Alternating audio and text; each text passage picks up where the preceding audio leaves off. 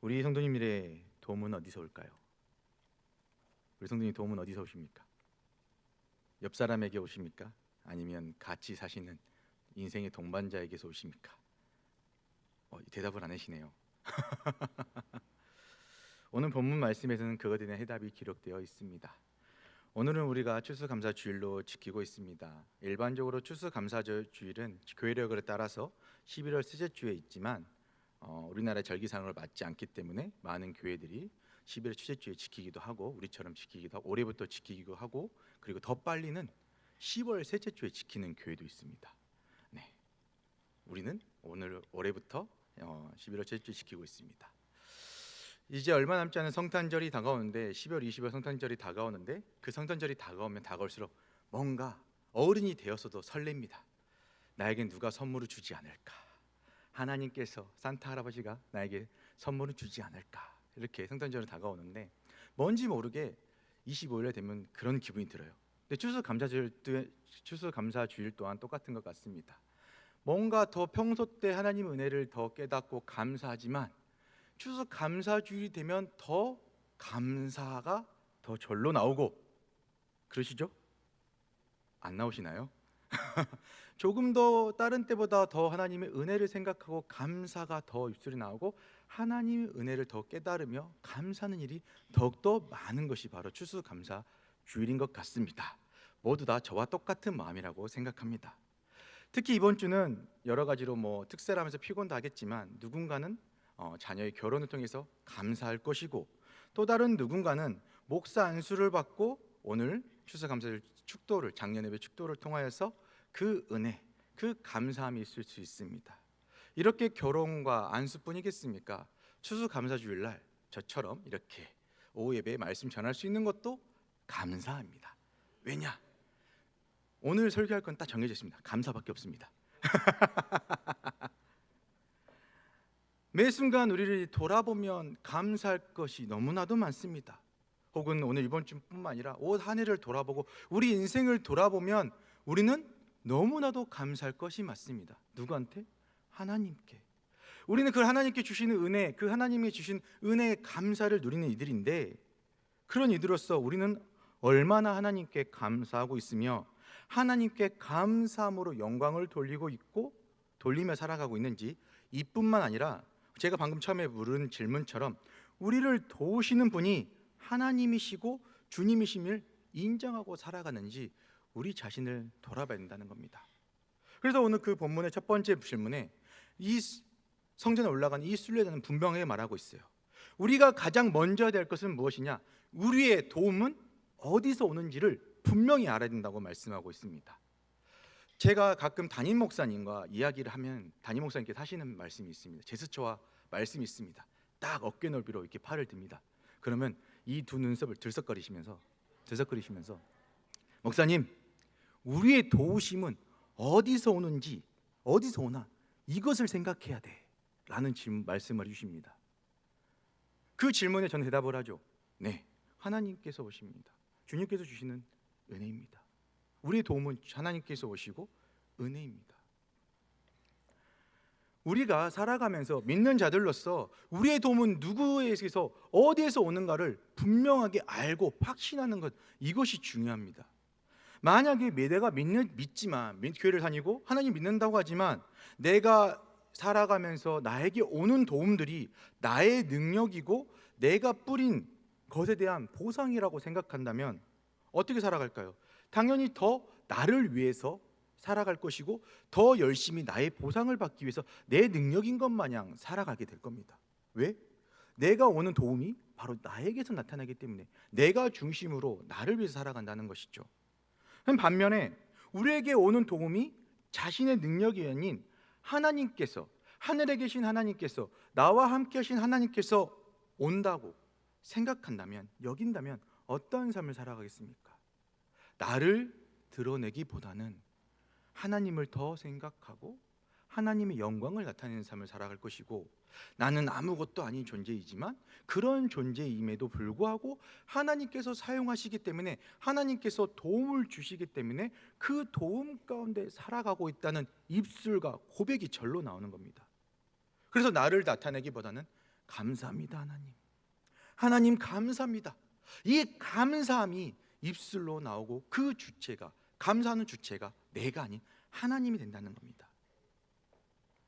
이처럼 우리가 살아가면서 많은 은혜를 누리며 감사를 드리는 이들이지만 우리는 가장 먼저 우리의 도움은 어디서 오는지를 확신을 가져야 된다는 겁니다.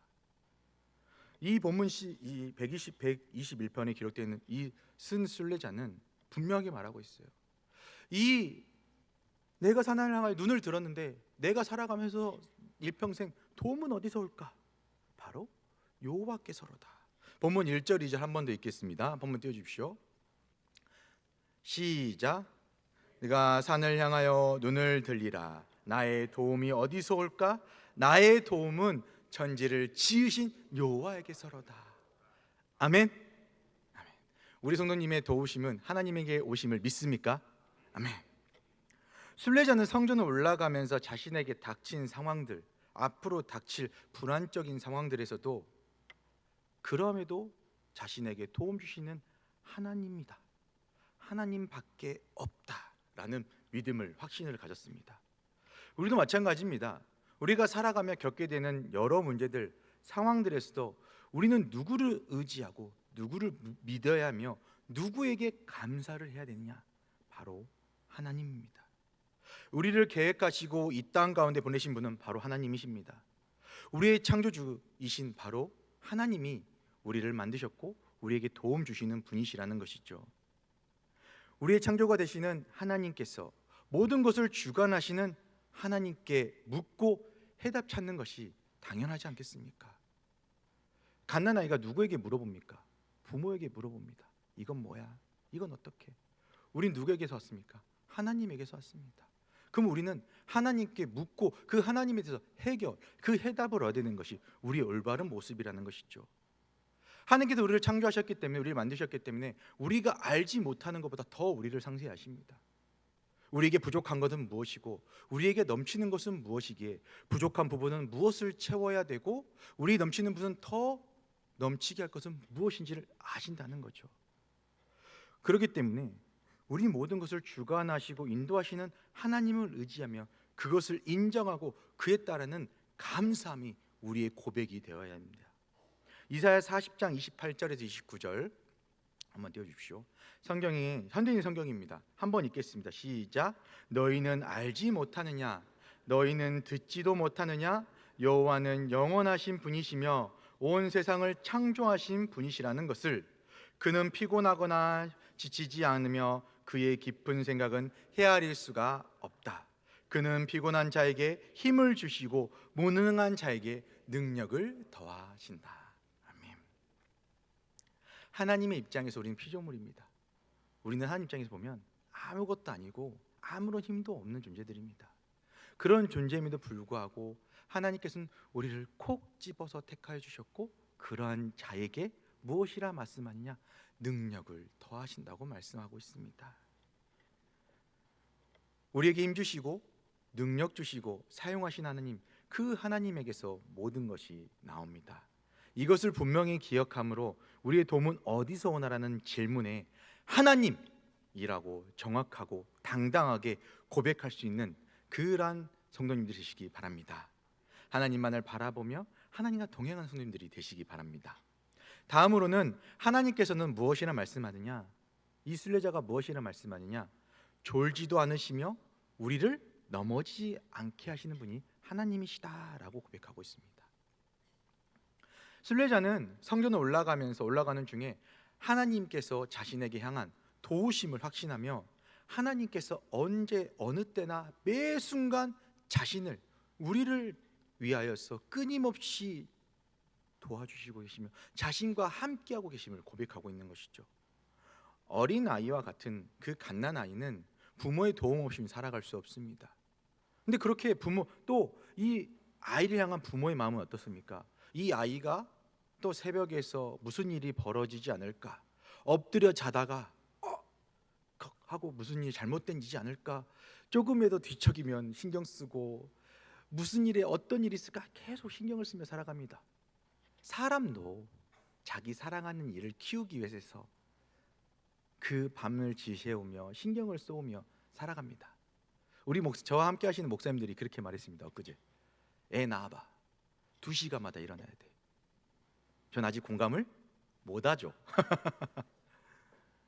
근데 그걸 느끼면 보면 그 사람도 애 하나를, 자식 하나를, 자녀 하나를 키우면서 피곤하면서도 어떻게 해서든 이 아이를 케어하고 키우고자 힘쓰며 노력합니다. 그런데 하나님은 어떠시겠습니까? 오늘 본문에는 말씀하십니다. 하나님은 졸지 않으시고 언제 어디서나 우리가 넘어지지 않도록 지켜보고 계신다고 분명히 우리에게 말씀하십니다. 참 이렇게 만들었습니다. 예쁘게 이렇게 강은석이란 사람을 멋있고 아름답게 참 만드셨어요.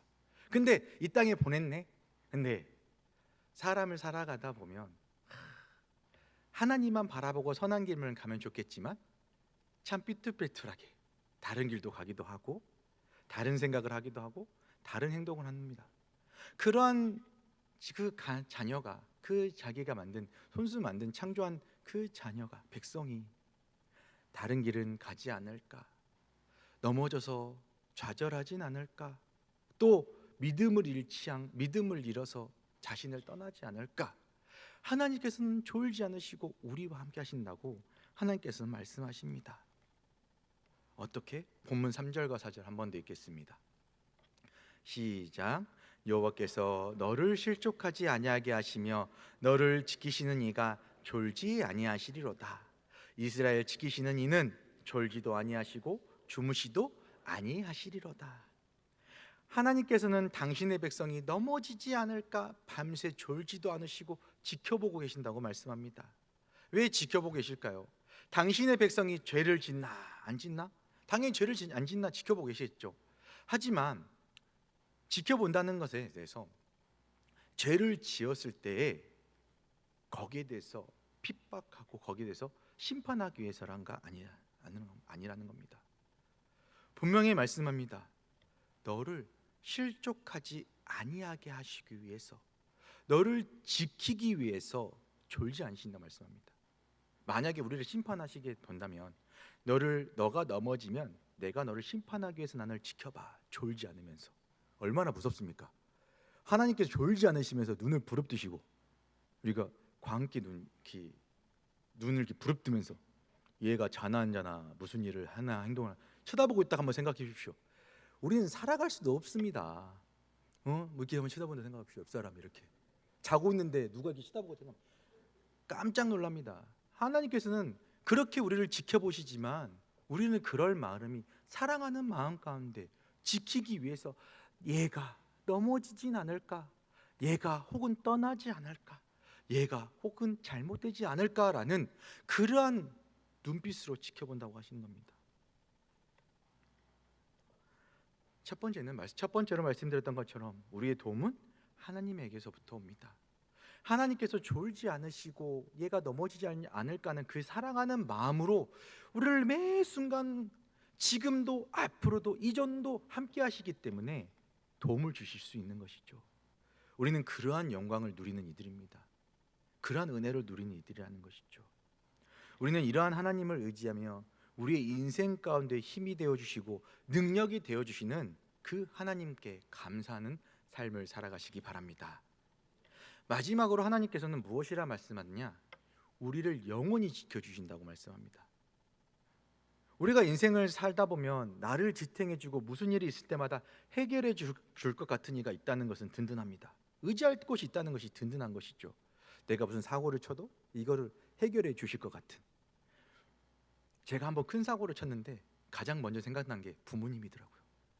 근데 그것은 사람의 손길로 헤쳐날 수 없지만 그래도 가장 의지했던 것이 내가 지금 이 상황을 해결해 줄 수 있는 것이 부모님이라는 생각이 들었습니다. 큰 사고를 쳤을 때. 이처럼 우리가 살아가면서 많은 인생의 고난과 역경이 있을 때 그것을 해결해 주시고 그것을 이끌어 주시고 그것을 끄집어내 줄 수 있다는 것은 너무나도 든든한 삶이죠.